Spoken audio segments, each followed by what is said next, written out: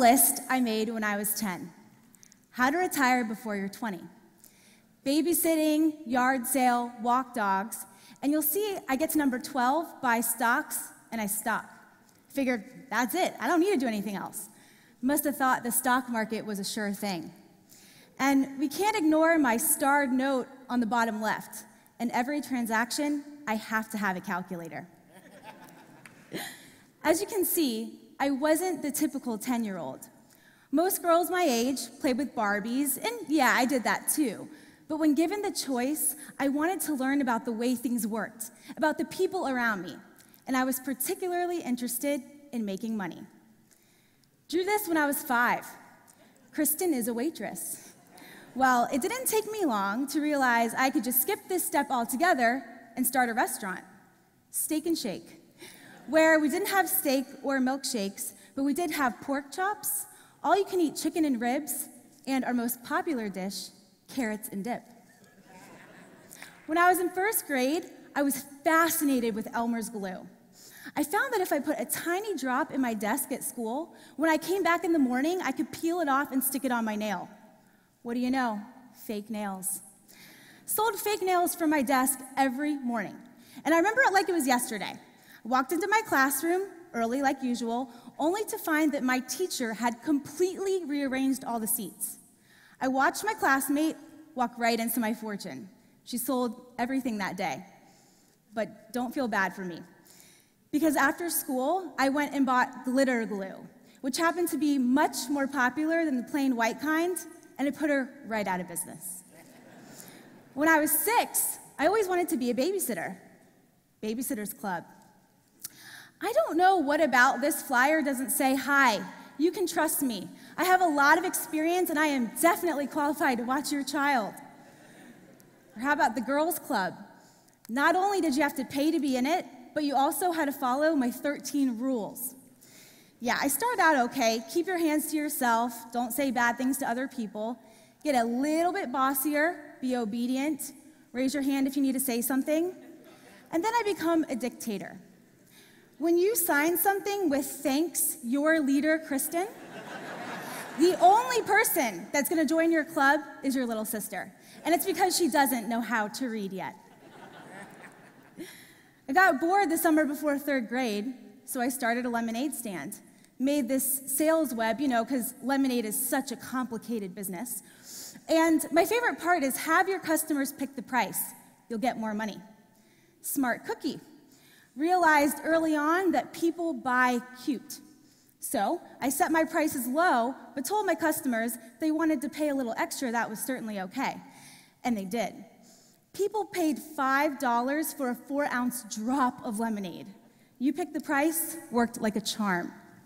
But lemonade got boring, and I wanted to go into retail. So I picked my little sister, Lauren, to be my victim, really my partner, but poor Lauren. We called it LK Variety Store. L for her name, K for mine. My dad built us a wooden stand, we painted it, and we sold various household items on our street corner every weekend. Actually, Lauren sold various household items in the heat while I sat in the AC and collected the money. This got old after a while, so she resigned. You'll see my friend Ashley in this picture. Little did she know that when I invited her over to Play Store, I was being serious. I also forgot to mention that these household items belonged to my parents, who didn't know that we were selling them. So, when my mom eventually caught on, let's just say she was very quick to shut us down. As you can see, I had an insatiable curiosity as a kid. And as I got older, the projects continued, but they became more meaningful. When I was 15, a teacher of mine, who taught me for 6 consecutive years in the field of science, was diagnosed with breast cancer. She had to get a double mastectomy, but even with that, the outcome did not look very good. Myself, along with 5 other friends, who were also her students, gathered together to start Project Pink. We decided to remain anonymous, but we worked behind the scenes to get our entire school to wear pink on Tuesdays, the day that she went in for chemotherapy treatments after class. It was pretty incredible, but our pink initiative spread throughout the community. You go to the grocery store on a Tuesday, and you'd see people wearing pink. We were only kids, but we thought that if we could show her that the entire community supported her, maybe it would keep her strong. Months passed by, and we learned that she beat her cancer, so we decided it was time to show her that we were the ones behind Project Pink. We got our school band to come into her classroom, where we revealed our identity and presented her with a quote we made of all of our memories throughout the years. The band trickled from her classroom into the courtyard, and the entire school watched as she told us that we saved her life. It was absolutely amazing. This was the first time in my life where I felt a powerful, and I mean powerful, emotion overcome me. At 15, I didn't know what it was or where it came from, but man, was it incredible. And I made a promise to myself that I would only work on things in my life that gave me this feeling. And now, when I look back, I realize it was passion.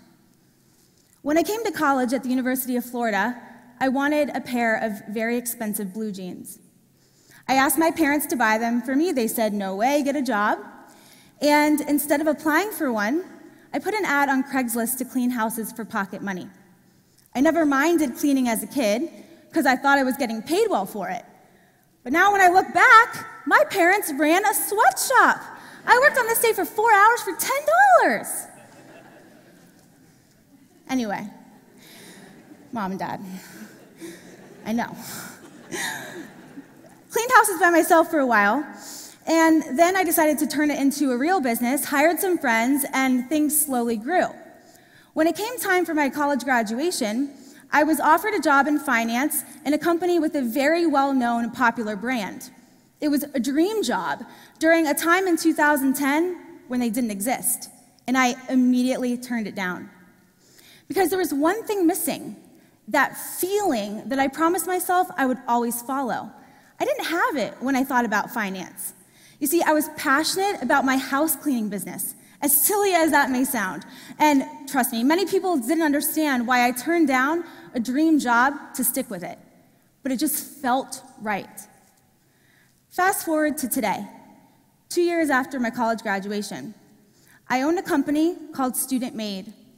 We're the largest cleaning and concierge service in Gainesville.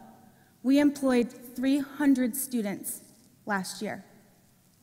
And I know what you're thinking. Her parents must have owned several businesses for her to turn out this way. Not true. My dad is a lawyer, and my mom ran a preschool before she left her job to become a stay-at-home mom. I just lived in a home where my curiosity was nurtured. I remember when I was this big that when my parents would get a new appliance, my dad would take the big cardboard box it came in, and he would stick it right there on our living room floor. He'd leave it up for weeks at a time. My sister and I would play with it. Yeah, it's just a box. But when you're 4, it's a castle, and you can be the princess. It teaches you to use your imagination. And they encouraged us to play pretend. You'll see here myself, my sister, and our friend playing dentist with my dad. He wasn't flossing. And when it came to homework, forget about it. They never gave me the answers. But it gave me the confidence to solve any problem on my own, no matter how big or small. They weren't afraid to see me fail. Like when I wanted to run for 4th grade president, there was a lot of competition, very big chance I might lose. But they encouraged me to run.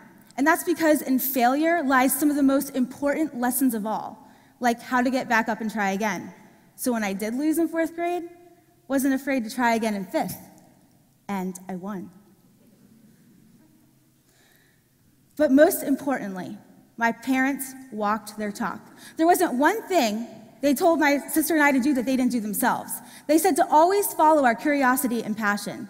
I watched my dad turn down cases because they didn't interest him, and I watched my mom leave her job when she wasn't passionate about it anymore. There is no doubt in my mind that the only reason I am standing where I am today is because I lived in a home where creativity and curiosity were valued more than anything else. So why is it then that curiosity has such a bad rep? We all know the story of Pandora's box, right? It's given to this chick named Pandora, contained all the evils in the world. Don't open it, she did. I don't blame her though, because I wouldn't want that in my house either, would you? Or how about curiosity killed the cat? Awful quote. No wonder why we're trained to think that curiosity is a bad thing. People have mistakenly for generations only used a part of the quote. The full quote actually is, "Curiosity killed the cat and satisfaction brought it back." So curiosity isn't a bad thing. It actually brings us to life. And I'm not the only one that's jumping on this curiosity bandwagon. NASA recently launched a $2.5 billion rover to Mars. And what do you think they named it? Curiosity. Or how about Curious George, famous cartoon? Curious George also goes by Very Rich George, right? And look at Columbus and Magellan. Sure, they were motivated by a more efficient trade route, blah, blah, blah. I'm sure it was curiosity that was really, really behind their voyage. I challenge you to ask yourself, are you curious? Do you allow yourself to pursue the things that make you excited? Do you allow yourself to dream? And I mean really, really dream. Or are you convinced that this is the best it's going to get? You're going to stay in a job that you're unhappy in because it's too late in your life to make a change, or because you're afraid of what others might think. You don't find yourself dreaming anymore, and you don't really know what your true passion is, and you don't care to find it.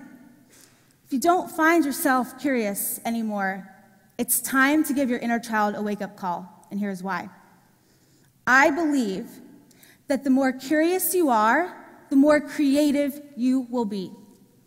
With greater curiosity comes new experiences. Creative people don't invent something new. They just take what they've learned from two unrelated experiences and they put them together. The more curiosity you have, the greater chance you have at connecting the unusual dots.